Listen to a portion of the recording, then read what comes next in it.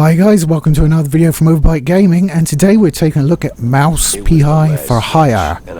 PI stands for Private Investigator, if you didn't know. Alright.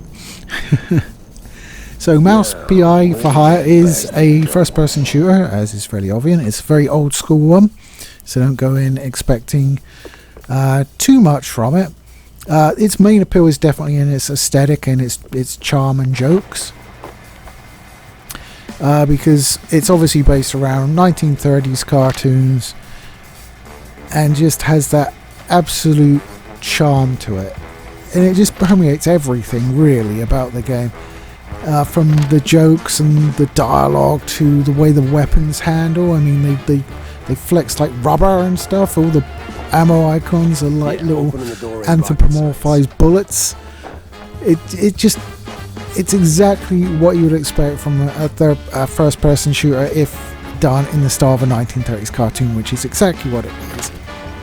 So you play Jack Pepper, a mouse, obviously, as he goes on his adventures through various points in the city, doing your standard, first-person shooting. You have an arsenal of weapons that includes various different mainstays, especially for the time. They all, as I said, are very cartoony. So, for instance, when you shoot a gun and the recoil goes off, the barrel wibbles about like it's made out of rubber, which is quite amusing. There's a lot of sort of real baked-in references as well.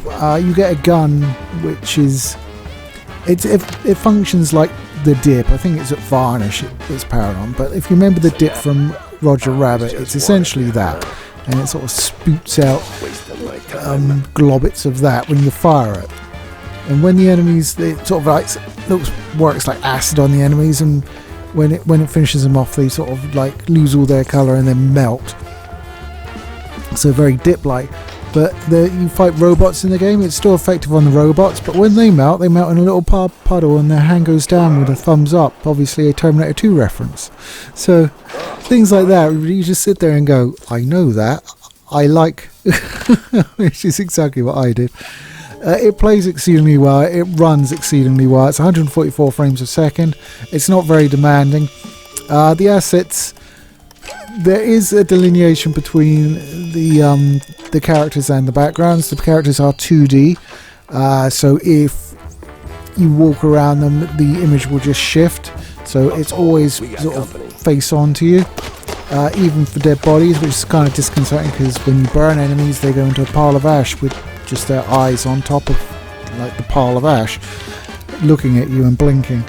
And as you walk around the body, they just follow you, so it's a little bit off-putting. But it's a really well done game. You get upgrades for your weapons, which gives them different properties and secondary attacks and all that good stuff.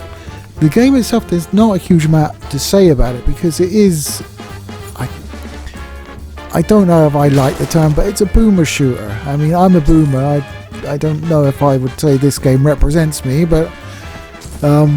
it certainly is a part of that genre. There's not, there's light platforming, there's, flipping switches and finding stuff, and there's a few types of mini games in it. There's one where you have to pick locks with your tail, which, is thematic and not too terrible to play either.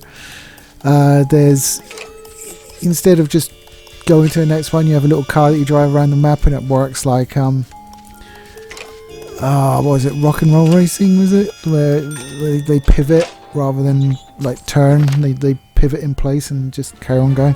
I think it might have been Micro Machines as well that did that. There's a blast from the past, Jesus. So there is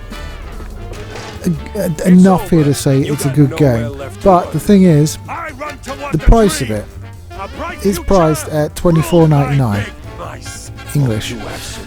So that's a real good price for this game. I mean, they could have probably gotten away with selling it for more. There is a deluxe version, because there's apparently DLC coming down the pipeline for it, and there's an art book and what have you, and I think a comic as well.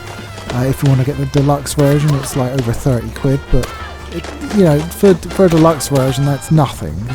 That's less than you'd expect to pay for most games standard editions. So, but I think I mean, it just plays exactly how you would think it plays looking at any footage at all.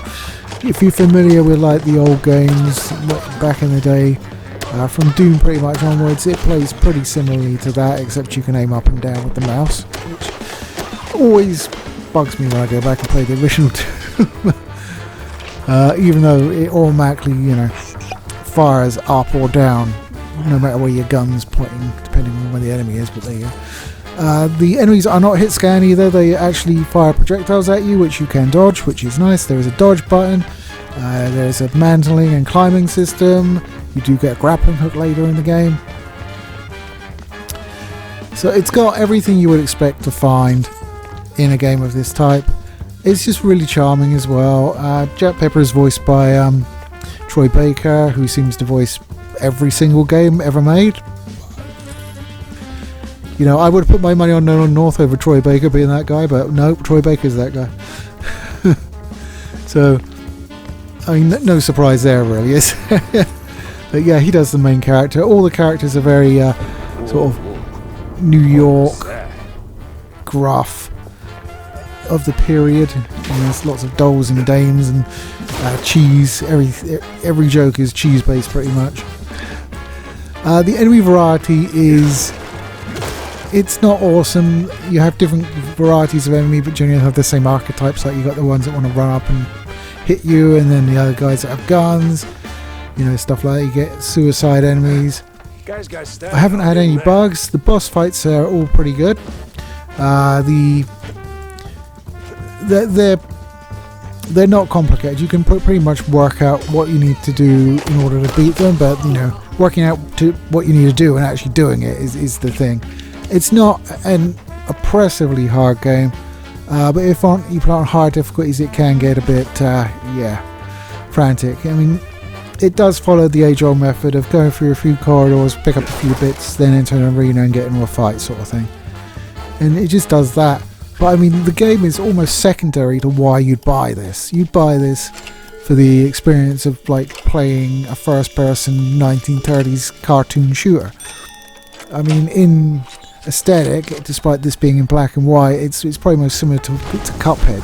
So if you imagine Cuphead as a first-person shooter and less difficult, and you know, with mice instead of cups, this is pretty much what you're gonna get. I would recommend it. I mean, I can't see any reason, if you like first-person shooters and you find the art style endearing, for 25 quid it's a no-brainer. I mean, it's overwhelmingly positive on Steam. It's done by Fumi Games. They're the developer, and I haven't been able to find anything. There's nothing on Steam, at least, that they have also done. So this appears to be at least the studio's first game. I'm not sure, you know, obviously about the people within it.